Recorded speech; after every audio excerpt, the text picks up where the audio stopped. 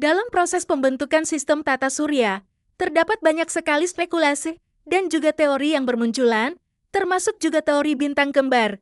Untuk membahas mengenai teori ini lebih dalam, ada beberapa hal yang harus kita ketahui terlebih dulu. Jadi, teori bintang kembar ini ditemukan oleh R. Alec Clayton, yakni seorang astronom berkebangsaan Inggris pada tahun 1965. Di dalam teori yang satu ini dijelaskan bahwa sebelum galaksi terbentuk, ada dua matahari yang ada di sistem galaksi. Matahari itu disebut dengan bintang kembar. Sampai pada suatu waktu, kedua bintang kembar tersebut saling bertabrakan dan menyebabkan satu bintang hancur dan yang satunya masih bertahan. Satu bintang yang masih bertahan itu akhirnya kita kenal dengan nama matahari.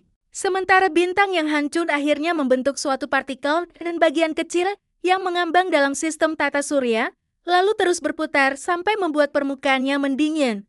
Permukaan pecahan bintang yang sudah dingin tersebut lama-kelamaan mulai mengeras. Beberapa ada yang menjadi batu dan beberapa lainnya menjadi planet. Planet-planet tersebut kemudian berputar mengelilingi matahari sebagai porosnya. Terdapat alasan yang dikemukakan oleh Clayton, yakni sebagai pemilik atau pencetus ide teori bintang kembar. Ia mengatakan bahwa alasan dikemukakannya teori ini, yaitu karena ia mengacu pada penemuannya yang terdahulu. Dalam penemuannya tersebut, disebutkan bahwa ada sistem tata surya lain yang mempunyai bintang kembar yang serupa, sehingga ia beranggapan bahwa di galaksi lain ada dua bintang kembar. Jadi, hal itu juga mungkin saja terjadi pada sistem tata surya yang disebut dengan galaksi supernova. Dari anggapannya tersebut, ia kemudian memunculkan sebuah pendapat bahwa sistem tata surya terbentuk akibat adanya ledakan salah satu bintang menjadi partikel yang lebih kecil yang masih mempunyai daya gravitasi yang sangat kuat. Sehingga hal itu membuat partikel kecil tersebut mengelilingi satu bintang lainnya atau yang kita kenal dengan nama matahari. Teori bintang kembar ini merupakan teori pembentukan tata surya yang menjelaskan bahwa tata surya pada awalnya bermula dari dua buah bintang yang sangat besar dan kembar. Kedua bintang tersebut mempunyai ukuran yang sangat besar, hingga salah satu dari bintang tersebut meledak dan menghasilkan serpihan atau debu-debu yang bertebaran di luar angkasa. Debu tersebut kemudian diyakini pada suatu hari akhirnya membentuk planet. Sedangkan bintang yang lainnya yang tidak meledak disebut sebagai matahari. Teori bintang kembar ini dikemukakan oleh R. Alec Clayton pada tahun 1940. Akan tetapi, di tahun 1956 seorang astronom yang bernama Fred Hoyle juga mengemukakan teori yang hampir sama. Persamaan teori yang dikemukakan oleh kedua ilmuwan itu, yaitu tata surya terbentuk dari bintang kembar yang mana salah satunya meledak dan serpihannya membentuk planet-planet, sementara satu bintang lain yang utuh menjadi matahari. Secara lebih rinci, berikut adalah penjelasan mengenai teori yang dicetuskan oleh Clayton dan juga Fred. 1. Menurut Clayton di dalam teorinya, Clayton mengungkapkan bahwa tata surya awalnya bermula dari dua bintang kembar. Akan tetapi, kemudian salah satu dari dua bintang kembar tersebut meledak yang mana diduga karena adanya benturan dengan meteor atau planet yang berukuran sangat besar. Sisa ledakan berupa gas, debu, dan juga bebatuan kemudian mengitari bintang yang tidak meledak. Hingga pada akhirnya ledakan tersebut membentuk planet benda luar angkasa lainnya. Hipotesa yang dijelaskan oleh Clayton ini berdasar pada hasil penelitian sebelumnya, yang mana mengatakan bahwa ada tata surya lain yang mempunyai bintang kembar. 2. Menurut Fred Hoyle, dua bintang besar yang ada di luar angkasa mengalami sebuah benturan yang menyebabkan salah satu dari keduanya meledak dan menghasilkan serpihan-serpihan yang bertebaran di luar angkasa. Lalu, serpihan-serpihan itu terperangkap oleh gaya gravitasi yang dimiliki oleh bintang yang tidak meledak dan bergerak mengitarinya. Seiring dengan berjalannya waktu, serpihan yang terperangkap oleh gaya gravitasi tersebut membentuk planet-planet dan asteroid. Kontroversi teori bintang kembar ini tidak begitu saja bisa diterima oleh masyarakat, terlebih untuk para astronomer dan juga penemu. Kontroversi teori bintang kembar ini berawal dari anggapan bahwa teori ini dinilai terlalu sederhana dan tidak sempurna. Ada banyak sekali perdebatan yang terjadi di kalangan para ahli astronomi mengenai teori ini. Banyak di antara mereka yang percaya mengenai penjelasan dari Clayton sebagai penemu teori bintang kembar. Akan tetapi, tidak sedikit juga yang menyangkal mengenai pikiran Littleton terkait penelitiannya, terutama karena pendapat yang dikemukakan oleh Littleton ini tidak begitu banyak berlandaskan pada fakta yang ada dan dinilai lemah.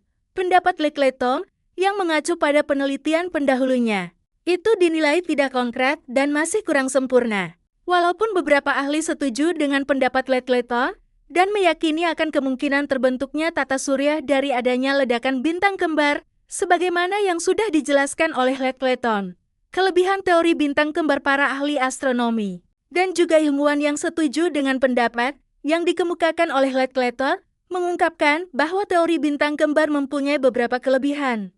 Kelebihan dari teori bintang kembar ini yang membuatnya diterima oleh banyak ilmuwan dan para ahli astronomi, faktanya, di beberapa penelitian termutakhir, ilmuwan banyak menemukan keberadaan bintang ganda ataupun bintang kembar atau yang biasa disebut sebagai bintang ekor di dalam sistem tata surya.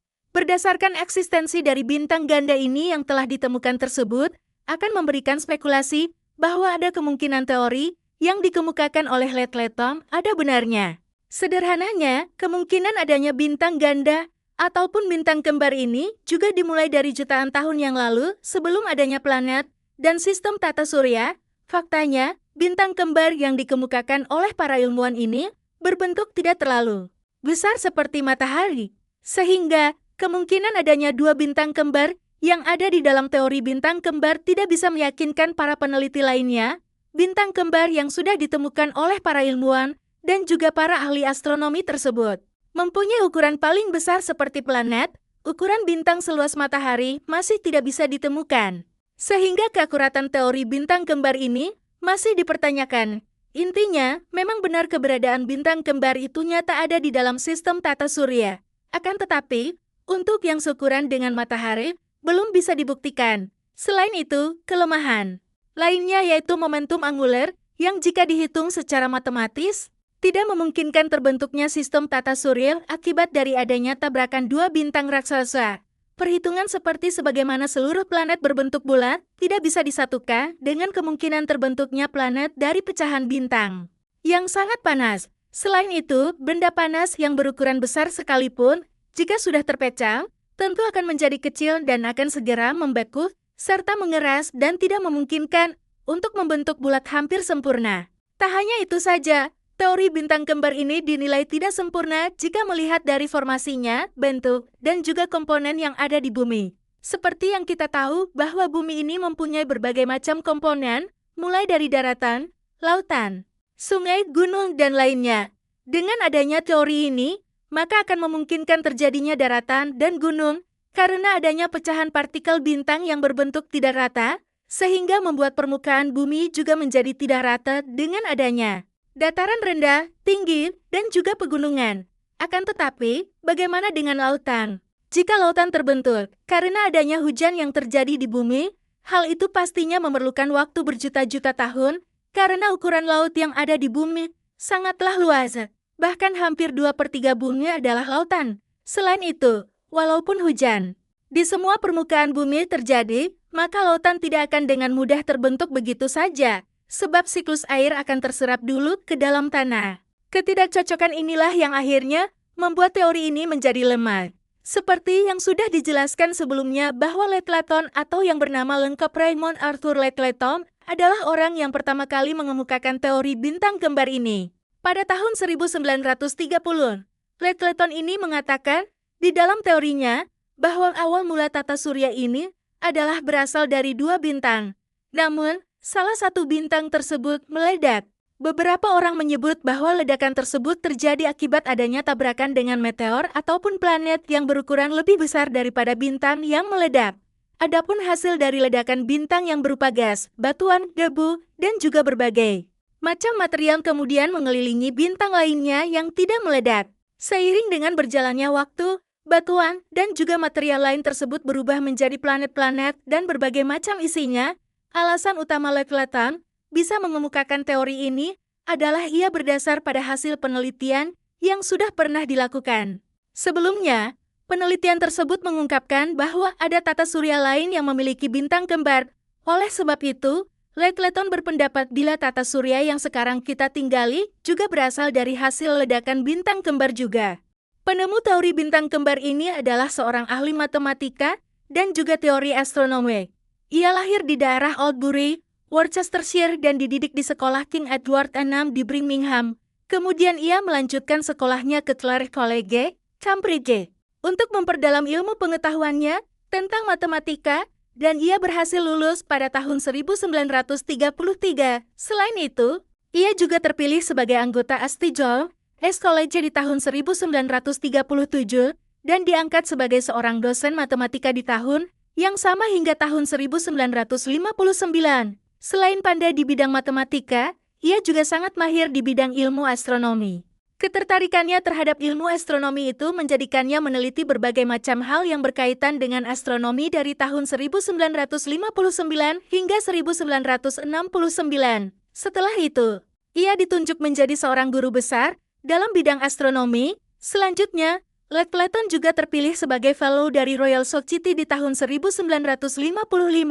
Pada waktu itulah, ia berhasil menemukan pendapat terkait dengan penemuan bintang kembar. Ia banyak membaca dan juga menyadur penelitian para pendahulunya yang menyebutkan adanya kemungkinan bintang kembar di sistem tata surya di masa lalu sebelum semua planet terbentuk. Dengan merujuk pada penelitian pendahulunya, di tahun 1965 ia kemudian mengungkapkan pendapat bahwa terbentuknya sistem tata surya merupakan akibat dari adanya tabrakan yang terjadi antara dua bintang kembar, yang mana satu diantaranya meledak dan terpecah menjadi partikel yang lebih kecil, sampai pada akhirnya membentuk planet karena adanya proses pendinginan selama beberapa tahun. Di tahun yang sama, ia juga memperoleh penghargaan sebagai pengakuan atas kontribusinya yang sangat luar biasa terhadap astronomi, terlebih untuk karyanya tentang stabilitas dinamis galaksi. Dari penjelasan video ini, dapat kita simpulkan bahwa pembentukan tata surya menurut teori bintang kembar ini, yaitu tata surya berasal dari sebuah ledakan salah satu bintang kembar, yang kemudian serpihannya berkumpul dan memadat. Setelah itu, serpihan tersebut menjadi planet dan juga benda langit lain yang bergerak mengitari matahari. Teori yang satu ini sukses menimbulkan perdebatan di antara para ilmuwan. Ada yang setuju dengan teori ini, ada pula yang menantang adanya teori ini. Menurut kamu, apakah teori ini masuk akal? Tulis pendapatmu di kolom komentar ya. Jangan lupa like, komen, share, dan subscribe agar tidak ketinggalan video menarik lainnya.